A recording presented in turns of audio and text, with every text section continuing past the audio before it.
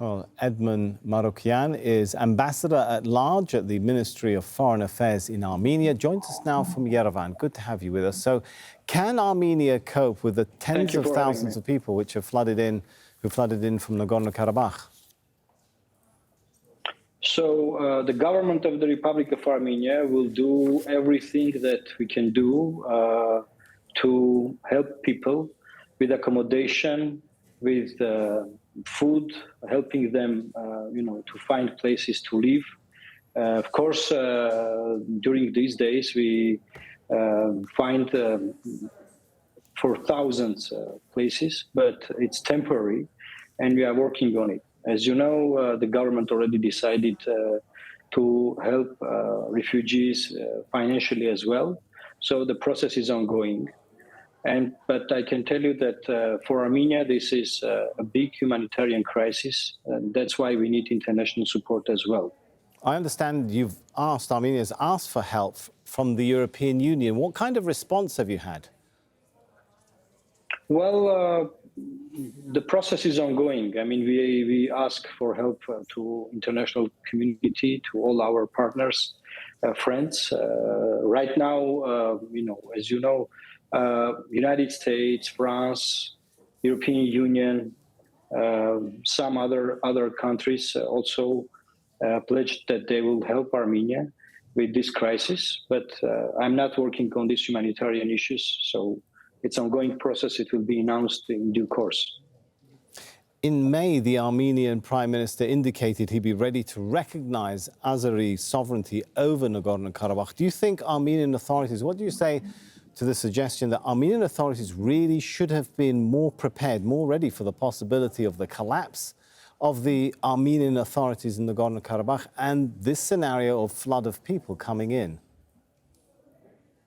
Well, you know what?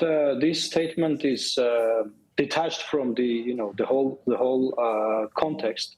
So the Prime Minister of Armenia in Brussels stated that Armenia is ready to recognize, and we must sign peace treaty, which is describing this recognition process, which is reciprocal, but also raised the issue of Nagorno-Karabakh people, their rights and security that must be guaranteed under international mechanism. So, and Azerbaijan forget about the rights and security guarantees under international mechanism or direct talks with Nagorno-Karabakh representatives, and they just remember about recognition. So right now, the people of Nagorno-Karabakh, forcibly displaced from Nagorno-Karabakh under the threat and under the military attack of Azerbaijan. And now Azerbaijan is accused of ethnic cleansing. I don't know how they are going to defend themselves regarding this, because what they did, they just ethnically cleansed Nagorno-Karabakh territory, and they are showing that they need just territory without people. Of course, the Azeri authorities, I'm sure you're aware of how they, to your question there, how they will defend against. They say they are offering security and safety and guarantee. They have no intention, they say, of carrying out ethnic cleansing. And they would say that the reason Azerbaijan is often accused of ethnic cleansing by closing the Lachin corridor and the attacks, they say, well, Yerevan hasn't honored the 2020 agreement to allow road and rail links between the Azerbaijan exclave Nakhchivan and the rest of Azerbaijan. Should Armenia have been more flexible and respectful of that corridor or connection? So it's a false, fake propaganda of Azerbaijan. What they were arguing for extraterritorial corridor, which was not agreed based on November 9 trilateral statement. Armenia committed to open the road, and we were ready to open the road, but they were demanding extraterritorial corridor. Why didn't Armenia open the road at the very least, though, is the question? So we opened the road, but they don't want the road. They want extraterritorial corridor.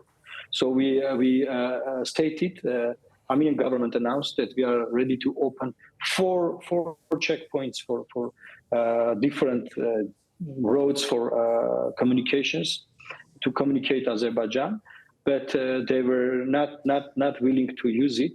They were arguing for a corridor, which they call so-called Zangezur corridor, which was never agreed.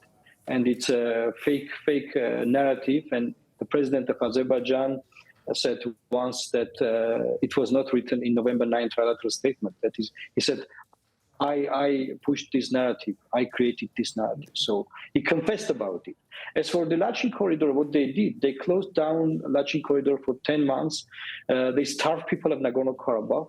And then they said, of course, we are guaranteeing your sorry for rights interrupting, but they would say security. the same It's thing, lie. that the Azeri authorities offered a corridor or a link or an opening of supplies to Nagorno-Karabakh through Agdam, but that the Armenian side didn't want to accept that. They wanted to insist on Lachin to help get in supplies and military supplies. It goes both ways, doesn't it, the accusations?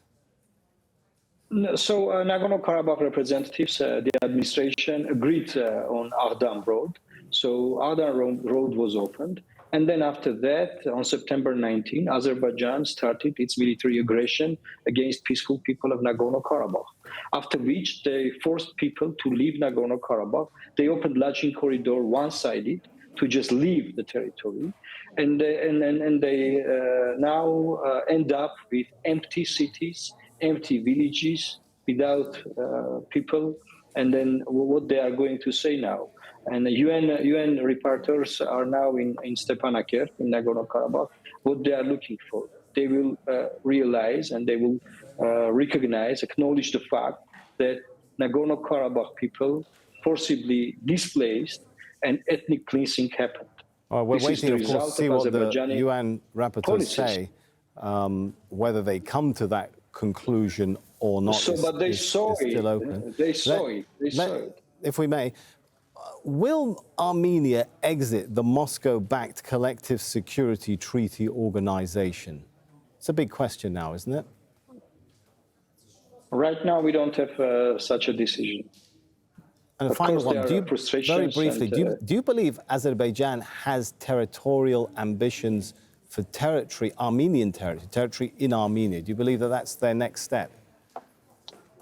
It's not like I believe. Right now, 150 kilometers of Armenian sovereign territory is occupied by Azerbaijan, and Azerbaijani forces must be withdrawn from these territories.